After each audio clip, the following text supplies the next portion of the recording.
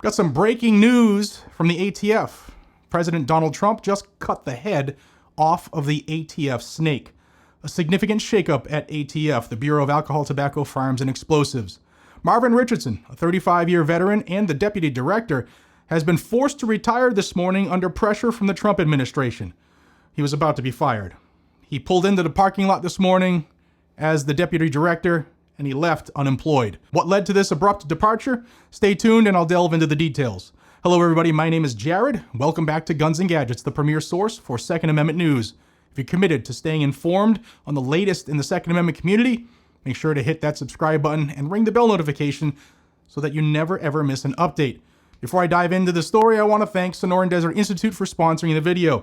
If you're interested in pursuing a career in firearms technology or expanding your knowledge in gunsmithing, SDI offers a range of accredited programs to help you achieve your goals. Check out the link in the description down below. It's sdi.edu/GNG to learn more. All right, let's explore the circumstances surrounding Marvin Richardson's departure from the ATF. This is a very positive move. This is probably the most pro-2A or anti-ATF move that the administration has made to date. Marvin Richardson's career with the ATF spanned over 3 decades, starting as a special agent in 1989, and he steadily climbed the ranks, eventually serving as deputy director since 2019. Notably, he held the position of acting director from 2021 to 2022. However, recent developments have brought his tenure to an unexpected end. A very welcomed end from my perspective. According to sources reported by AmmoLand News, John Crump, and Reuters, Richardson was presented with an ultimatum this morning: retire or be forcibly removed from his position. This move follows a series of leadership changes within the ATF. Earlier, ATF Chief Counsel Pam Hicks was removed from her position. Hicks was known for her aggressive stance on Second Amendment rights. She was very anti-2A, and under her counsel, the ATF implemented several controversial regulations targeting the firearms industry. Richardson's departure is significant, considering his influential role in shaping ATF policies. He was a central figure in the agency's efforts to regulate pistol braces and privately manufactured firearms, ghost guns. And in 2020, Richardson and then acting head Regina Lombardo met with President Biden's transition team without President Trump's knowledge to discuss the ATF's focus, particularly targeting stabilizing devices. And even before this meeting, Richardson viewed pistols equipped with braces as a loophole in the National Firearms Act. Under his direction, ATF issued cease and desist letters to companies like Q LLC up in New Hampshire regarding products like the Honey Badger pistol. That was famous, right?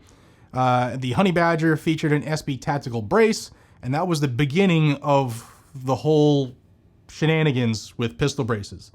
The ATF classified the Honey Badger as a short-barreled rifle, despite its prior classification as a pistol. This action was taken even though the Trump Justice Department had directed ATF not to pursue regulations on pistol braces at the time. And nobody did anything to stop it either. Richardson's approach led to increased scrutiny and criticism from various stakeholders.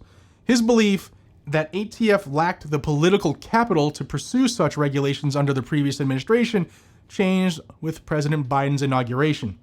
Richardson anticipated that the new administration would support stricter regulations on pistol braces and ghost guns, aligning with ATF's objectives. That's because he had those secret meetings with him. Under Richardson's leadership, ATF also implemented the zero tolerance policy that resulted in a 500% increase. I've seen that number higher as well, but a huge increase in federal firearms license revocations targeting gun dealerships. Now, this policy has since been rolled back a couple days ago following President Trump's executive order on the Second Amendment, which emphasized Second Amendment rights. Now, Richardson's departure is seen by many of us as a positive step for the Second Amendment and the associated gun rights. His tenure was marked by actions that many of us viewed as politically motivated, prioritizing regulatory measures over the rights of American citizens.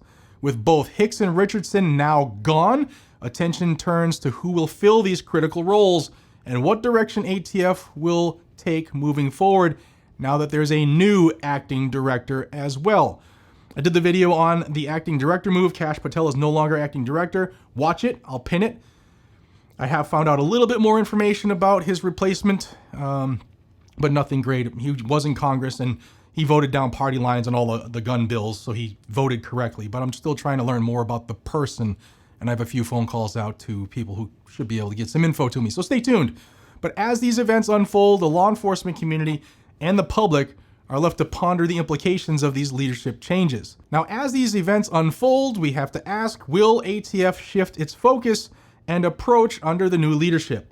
How will these changes impact the ongoing debates surrounding firearm regulations? Well, they should stop immediately. But, I mean, that's just common sense. I'll continue to monitor this situation closely and provide updates as more information becomes available. And in the meantime, I would love to hear your thoughts. Do you believe Richardson's departure signals a positive change for the Second Amendment under the ATF? Also, please share your opinions in the comments down below. Your comments help the algorithm. Please help the channel by throwing a like on there. It just takes a second to hit that button and share this with people. And don't forget to subscribe as well if you found this information helpful. Guys, a big thank you to Sonoran Desert Institute for sponsoring today's video. If you're considering a career in the firearms technology area, be sure to check out their programs through the link down below in the description. I can't say this enough, guys and gals. Thank you from the bottom of my heart. Thank you for watching. I appreciate your support, and I'll see you next time here on Guns and Gadgets. God bless America. Take care.